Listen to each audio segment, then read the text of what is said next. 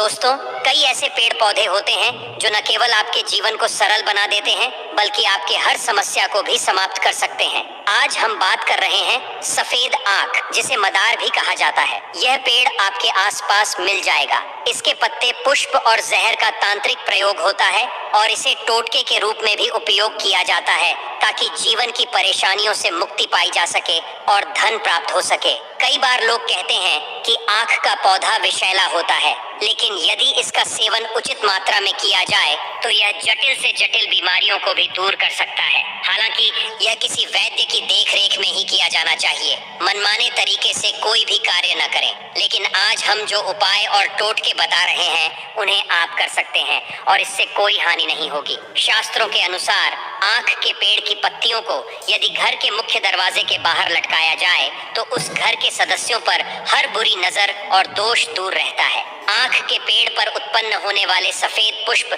भगवान शिव को बहुत प्रिय हैं और उनका पसंदीदा रंग भी सफेद है, इसलिए आँख के पुष्प शिव जी को अत्यंत भाते हैं। अब हम एक छोटा सा प्रयोग बताएंगे। कई बार बहुत मेहनत करने के बावजूद पैसा नहीं आता या नहीं बचता। इसकी वजह से घर में किसी तरह का वास्तु दोष या कुंडली के अशुभ ग्रहों का प्रभाव हो सकता है। इनसे छुटकारा पाने के लिए आँख के पेड़ का छोटा सा प्रयोग बहुत फलदायी होता है। अगर आपको लगता है कि घर में पैसा नहीं टिकता, धन जितना आता है उतना ही चला जाता है और हमेशा पैसे की तंगी रहती है, तो इस तंगी से बचने के लिए अपने घर के मुख्य दरवाजे पर आँख के पेड़ की जड़ रखिए। लेकिन जड़ कैसे लाएंगे? किसी भी शनिवार, रविवार या मंगलवार के दिन इसे ला सकते हैं, लेकिन एक दिन पहले निमंत्रण देना आवश्यक है। कैसे निमंत्रण देंगे? सबसे पहले एक सुपारी, एक लोटा जल और एक सिक्का लेकर पेड़ के पास जाएं। जहां से जड़ निकालनी है वहां जल डालें। हमेशा याद रखें, पूरा पेड़ न उखाड़ें, सिर्फ थोड़ा सा जड़ लेकर आएं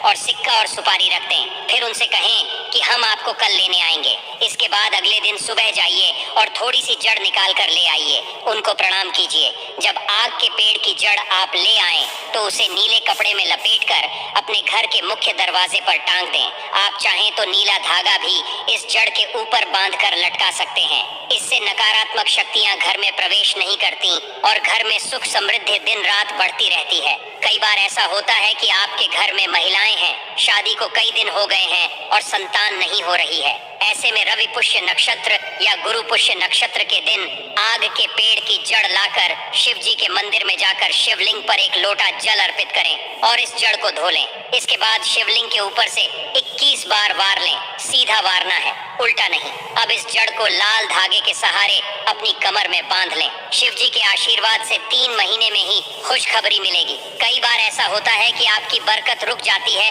और सारे काम बिगड़ने लगते हैं। तब एक छोटा सा काम करें। आग के पेड़ की जड़ थोड़ी सी ले आइए और गणेश जी के सामने रखें, धोकर रखें और पूजा के बाद इस जड़ को अपनी तिजोरी में रखें। इससे धन की बाधाएं समाप्त हो जाएंगी। सफेद आग का अधिक महत्व होता है क्योंकि इसका प्रयोग तंत्र विद्या में भी होता है। इसके पुष्प और जड़ से निकलने वाला दूध जीवन की कई परेशानियों को दूर करता है। शुभ मुहूर्त में जैसे मंगलवार या शनिवार को यह प्रयोग करना अच्छा होता है। धन की परेशानी दूर करने के लिए नियमित रूप से हर सोमवार शिवलिंग पर आग के पुष्प की माला चढ़ाएं। इससे आपके जीवन के दुख दूर हो जाएंगे। रवि पुष्य नक्षत्र में लाल कपड़े में लपेटकर आग की जड़ को अपने धन के स्थान पर रखें या अपने घर में रख दें। इससे घर में सुख, शांति और समृद्धि बढ़ती है। शत्रुओं से परेशान होने पर शत्रुओं को तंग करना छोड़ने के लिए यह उपाय कारगर है। आप अपने शत्रुओं से मुक्ति पा सकते हैं और शांति से रह सकते हैं। तो दोस्तों, सफेद आग के पौधे का उपयोग कैसे करें ये जानिए। सबसे पहले उस पौधे का एक पत्ता तोड़ लें।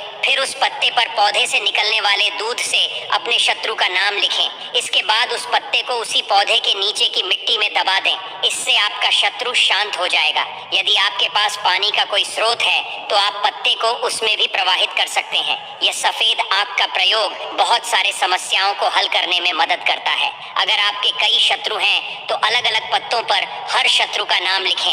यह उपाय आप किसी भी सोमवार, शनिवार, रविवार या मंगलवार को कर सकते हैं। शिव जी को सफेद आग का फूल विशेष प्रिय होता है। यदि आपके घर में छोटे बच्चे हैं और उन्हें नजर लग जाती है तो सफेद आग के 11 फूलों की माला बनाकर बच्चे को पहनाएं। इससे नजर दोष दूर हो जाएगा। सफेद आग के पौधे की जड़ में 21 साल बाद गणेश जी की आकृति प्रकट होती है। इस आकृति की पूजा करने से जीवन में रोग और शोक दूर होते हैं। अगर आपको लगता है कि आपके घर में कोई व्यक्ति किसी तांत्रिक प्रभाव से पीड़ित है, तो सफेद आग की जड़ को लाकर उस व्यक्ति के गले में काले धागे के साथ पहनाएं। इससे तांत्रिक प्रभाव खत्म हो जाएगा। इस पौधे की जड़ को अपने पॉकेट पर्स या धन स्थान में रखने से भी लाभ मिलता है, तो किसी का किया कराया पर असर नहीं करता। इसके बहुत सारे प्रयोग हैं, लेकिन एक बात हमेशा याद रखिए, अगर इसको आप ताबीज में भरकर धारण करते हैं या घर के मुख्य दरवाजे पर बांध देते हैं, तो बड़े से बड़े तंत्र क्रियाओं का काट है। यह मदार का पौधा, जिसे हम आग का पौधा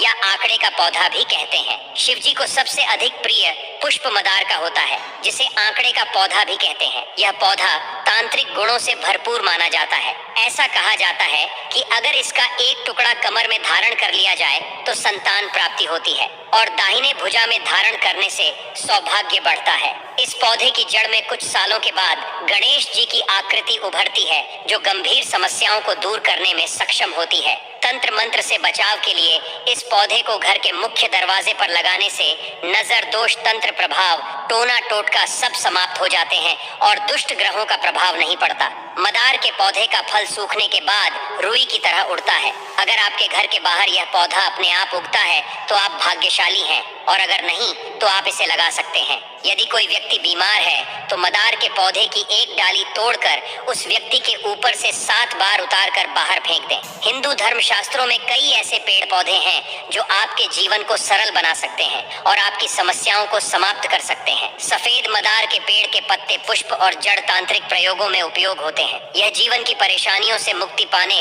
और धन की प्राप्ति के लिए टोटकों में काम आता है। हालांकि इसे विषैला माना जाता है, लेकिन सही मात्रा में उपयोग करने से जटिल बीमारियां भी ठीक हो सकती हैं। यह उपाय किसी वैद्य की देख-रेख में ही करना चाहिए। मन से कोई भी काम नहीं करना चाहिए, और इस तरीके से आपको यह उपाय करना है। मित्रों, आज की वीडियो में बस इतना ही। यदि आप भी भोलेनाथ के सच्चे भक्त हैं तो कमेंट बॉक्स में ओम नमः शिवाय जरूर लिखें। धन्यवाद।